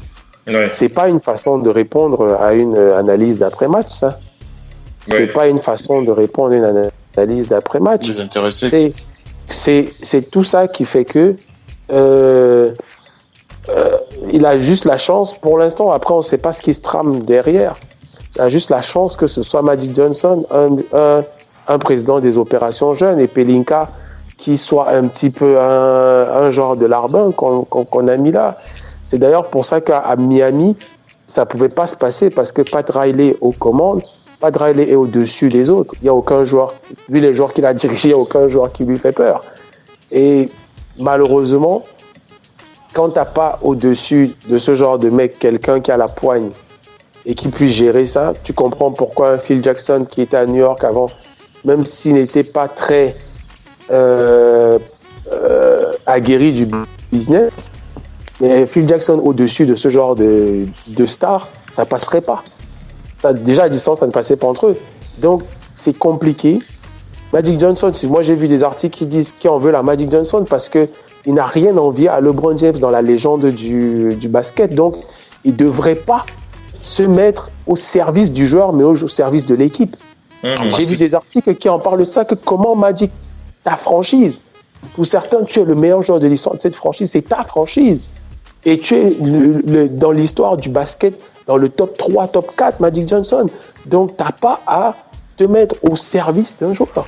Tu dois te mettre au service de la franchise. Et ce genre de déclaration, ce genre de comportement, que ce soit de LeBron ou des autres, hein, parce que moi, on parle de LeBron James là, ou des autres joueurs, mais malheureusement, on parle de LeBron James là. C'est une saison vraiment qui ne se qualifie pas pour les playoffs.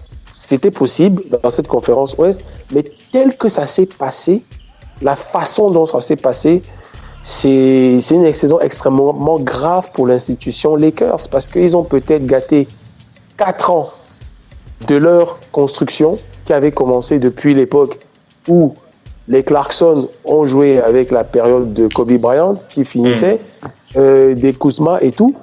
Ils ont peut-être gâché tout ça en une saison. J'espère pour eux ils vont croiser les doigts que les joueurs libres, que un décide de venir là. Mais vu comment ça se passe, comment ça se passe dans la communication là, ça donne pas envie à un joueur libre de venir se pointer là. Kevin Durant a dit une interview qui a peut-être plombé l'avenir des Lakers là. Parce qu'on peut tout me dire que la parole de LeBron James, la parole de Kevin Durant est négligée dans les médias, mais la parole de Kevin Durant auprès des nouveaux joueurs et des joueurs NBA, elle n'est pas négligée parce qu'il a dit une vérité que beaucoup pensent sûrement, mais ne veulent pas se mettre en tête. Et peut-être même dans la tête d'Anthony Davis, ça va peut-être tilter. Paul George, ça a peut-être tilté comme ça la saison. Parce qu'ils se rencontrent, hein, tous là. Ils se connaissent tous. Hein. Ils se parlent, ils passent des étés ensemble. Donc, je vais vous dire, ce que Kevin Durant a craché là, il n'aurait peut-être pas dû, mais c'est peut-être ce que Paul George a pensé avant de se dire je vais là-bas ou je vais pas. Donc, c'est vraiment terrible pour les Lakers parce qu'ils ont donné beaucoup d'argent pendant 4 ans. Ils vont devoir trouver la parade à ça et prier qu'un joueur vienne parce que la communication des Lakers et de LeBron James dans cette fin de saison, elle n'est pas bonne du tout, Phil. Quand tu vois Phoenix jouer, tu vois la Nouvelle-Orléans jouer. Phoenix joue la Nouvelle-Orléans. Quand ils jouent, on voit bien tous ces jeunes de la Nouvelle-Orléans qui se battent. Anthony Davis a fait un sale coup à Dallas hier en jouant, en mettant 20 points, ce qui a causé la défaite de Dallas sûrement. D'habitude, il ne va pas à 20. Il a poussé un peu à 20. Mais ça a motivé Julius Randle qui se bat depuis avec les autres. N'oublions pas qu'Etoile Modro, les dés sont absents. Mais malgré ça, la Nouvelle-Orléans joue à fond. Phoenix joue à fond. Atlanta joue à fond. Mais la communication des Lakers, c'est c'est le bordel, on est en vacances de toute façon. LeBron James qui dit de toute façon on n'ira pas en playoff, eux aussi n'iront pas en playoff, ça ne compte pas. On ne dit pas ça, un match de basket qui ne compte pas. Madison, Vas-y, fais ta conclusion, on va faire réagir Dimitri. Vas-y. Voilà, moi, la saison des Lakers, je suis bouche bée. Toi aussi, tu es dépassé. Hein? Dimitri, comment tu as envie de réagir aussi à cette saison des Lakers de Los Angeles? Saison blanche et sèche, saison catastrophique. Est-ce qu'ils avaient besoin de ça? Je ne sais pas. Simon, le doc a couvert déjà beaucoup de paramètres. Je n'ai pas besoin de revenir sur ce que Kevin Durant a ajouté, même si ça a été un coup de plomb dans les ailes des Lakers, même si au fond de la pensée de certains joueurs déjà, c'était quelque chose qu'ils pensaient déjà, mais ils ne l'exprimaient pas. Et Kevin Durant a juste exprimé ce que les autres pensaient déjà, de toute façon. En free agency à l'intersaison, le fait que Paul George n'ait pas signé aux Lakers, c'était un signe pour toi. C'était un signe pour moi. C'était un signe annonciateur parce que même si c'est quelque chose que nous avons pensé au fil des années et que les joueurs manifestaient de façon pas de façon explicite, mais de façon implicite, en tant qu'amateur de la chose du sport et simple amateur que nous sommes, même si certains d'entre nous ont des contacts au sein de la NBA, simple amateur que nous sommes, c'était déjà manifeste. C'était déjà manifeste. Et il y a aussi le fait qu'après, durant la saison, je sais vraiment pas ce qui s'est passé au sein des Lakers. C'était une grosse faute de management de vouloir trade 7 joueurs pour acquérir un seul joueur. Même dans NBA 2K, j'ai jamais osé ce genre de jamais osé. De trade. Autant de joueurs sur le marché. Même dans NBA 2K. Magic, il doit pas beaucoup jouer à NBA 2K en tout cas. Non, il ne doit pas beaucoup jouer. Il faut aussi rappeler, peut-être on a aussi besoin de rappeler que Magic comme LeBron James, ce sont des joueurs qui sont arrivés à NBA qui n'ont pas connu ce que veut dire, qui n'ont pas su ce que veut dire development. Magic est arrivé en NBA, il est tombé dans une grande équipe avec des grands joueurs. Et directement, il a été de l'équipe de la maison. Il a joué avec Jabba, avec Worthy et tout. Donc, ce sont des joueurs qui ne connaissent pas rien. LeBron James, c'est pareil. Ce sont des joueurs à qui on a toujours pris le temps de donner des vétérans pour qu'ils puissent briller. Donc, ce sont les deux personnes qui ne connaissent pas réellement ce que veut dire development ou bien miser sur l'avenir. Et Magic Johnson est arrivé dans la logique qu'il fallait aller tout de suite au playoff. Donc le développement et tout, ils ont sacrifié, ils ont voulu ramener des joueurs, ça n'a pas marché, ça a accusé un coup dans le moral de l'équipe. Du coup, les gars, même s'ils s'en vont en vacances, ils ne savent pas qui va venir, qui ne va pas venir. Peut-être ils sont en train de miser sur le fait qu'ils espèrent pouvoir avoir Zion Williamson. S'ils sont bons derniers, je ne sais pas comment les tours de draft, je ne sais pas comment ça va marcher. Est-ce que bien quel draft les Lakers sont en poche? Aujourd'hui, sur le marché de la NBA, il n'y a plus tellement de talents. Bien que la plupart des talents sont concentrés disons dispersés dans 5 grandes équipes ou bien 6 grandes équipes. Et ce sont des mecs qui ont déjà des contrats max, la plupart ont déjà des contrats max arrêtés. Donc, qui a envie de venir aux Lakers? Ensuite, après ce qui s'est passé là, je sais pas. La saison des Lakers s'est plombée. Même la saison prochaine, j'espère pas mieux d'eux, je peux déjà te le dire. Ouais. Je n'espère pas mieux d'eux. Parce que même LeBron James, il est en phase descendante. Ça se voit, depuis au moins 3 saisons, il ne défend plus. Et c'est vrai que même s'il a développé son tir, bon, c'est un peu tard, je trouve. Donc, allez, on va attendre son retour la saison prochaine. On va attendre son retour, mais cette saison est plombée la saison prochaine. On va écouter Missy. Je sais pas. Écoutons Missy. La saison des Lakers, aussi une saison décevante à l'image de leur chef de file. Oui. LeBron James qui, sur le plan individuel, malheureusement pour ses détracteurs, a toujours fait ses stats, mais malheureusement au détriment de son équipe. Il fera toujours ses stats. Il a un niveau plancher que le 3/4 des joueurs n'ont pas. Donc vous faites vos stats.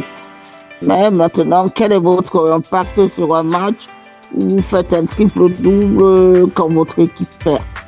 C'est ça tout le problème. c'est que cette année, bon ben, il a été là, sa venue a été quelque chose de célébré, de controversé, de tout ce que vous voulez, mais il se blesse et puis il était quatrième au moment de sa blessure. Il se blesse, le relais n'est pas derrière. L'idée de faire venir Anthony Davis, qui a été très très mal géré, vous ne dites pas à quelqu'un je vous donne tout pour finir par dire ah ben il en demande trop. Ben, si vous dites à quelqu'un je vous donne tout, donnez-lui tout. Maintenant le problème c'est que quand quelqu'un vous réclame tout plus des tours de draft, c'est pas raisonnable non plus. Ouais. C'est plus de la discussion. Mais comme vous avez promis tout lui donner, vous perdez la face. Magic a clairement perdu la face. C'est ce qu'on explique toujours. C'est pas parce que vous avez été un très bon joueur que vous serez un bon dirigeant. Voilà. Et voilà, c'est ça. Voilà. Ça se voit. Voilà, c'est sur Sermon. Vas-y, conclue ici, après j'enchaîne. Vas-y. On est arrivé à la fin. Il faut espérer pour eux l'année prochaine que beaucoup de choses changeront. Ouais. Et puis qu'on y voit un peu plus clair. En tout cas, on va regarder de très très près cette free agency des Lakers de Los Angeles. On va même ouvrir une page spéciale Lakers comme on l'avait fait lors de l'été dernier pour suivre jour après jour comment ça se passe dans les vestiaires des Lakers. Quel est le joueur qui va venir, quel est le joueur qui va partir, comment LeBron James va aussi passer ses vacances. D'ailleurs, on n'hésitera pas à lui coller au derrière pour ne pas prononcer certains mots. Allez, on arrive à la fin de ce talk show. Il finira peut-être commentateur pour la télé. Ce sera bien. C'est sûrement. Allez les amis, on arrive à la fin de ce talk show. Le temps imparti est à présent terminé. On va remercier les panélistes qui étaient présents ce soir pour cette reprise. Dimitri depuis Londres, merci d'avoir été connecté avec nous. Une belle émission avec toi. Un plaisir pour moi. Ça nous a fait extrêmement plaisir, Dimitri. Merci de m'avoir reçu aujourd'hui. Non, ça fait plaisir. C'est toujours un plaisir, Dimitri. À la prochaine, donc on va dire ça comme ça avec toi. À la prochaine, Dimitri. Ouais. Et passe une bonne nuit du côté de Londres, de Doc P depuis Angers. Merci d'avoir été connecté avec nous. On va donner rendez-vous à nos fans jeudi pour NBA No Limit, Doc. Rendez-vous jeudi. Oui, jeudi, j'ai risque d'être en déplacement. D'accord. Donc j'essaierai de me connecter d'où je serai, selon le bruit autour ou pas. J'ai un déplacement de travail, mais dès que j'ai un petit moment, je me connecterai pour rentrer sur le parquet. Pour jeudi avec NBA No Limit, Missy depuis Paris, merci d'avoir été connecté avec nous. On a rendez-vous jeudi pour NBA No Limit. Juste une chose pour terminer cette émission. Oui. Une petite pensée à tous les habitants du Mozambique et du Zimbabwe qui ont été frappés par un lourd cyclone qui a détruit énormément de personnes, qui a tué énormément, fait beaucoup de morts et emporté énormément de maisons. À tous les une pensée à toutes ces familles qui ont été touchées. Voilà, merci infiniment Missy. Et c'est sur ce mot qu'on va vous donner rendez-vous jeudi pour NBA No Limit. Merci à tous ceux qui étaient connectés en live. On donne rendez-vous. Merci aussi à tous ceux qui écouteront le podcast demain matin ou dans la journée. Et on vous donne rendez-vous jeudi pour NBA No Limit avec Oncle Basket, Doc P, Missy et tous les panélistes qui sont régulièrement présents avec nous. Ciao les amis, bye bye, à jeudi. Ciao Missy, ciao le Doc, ciao Dimitri, bye bye, ciao.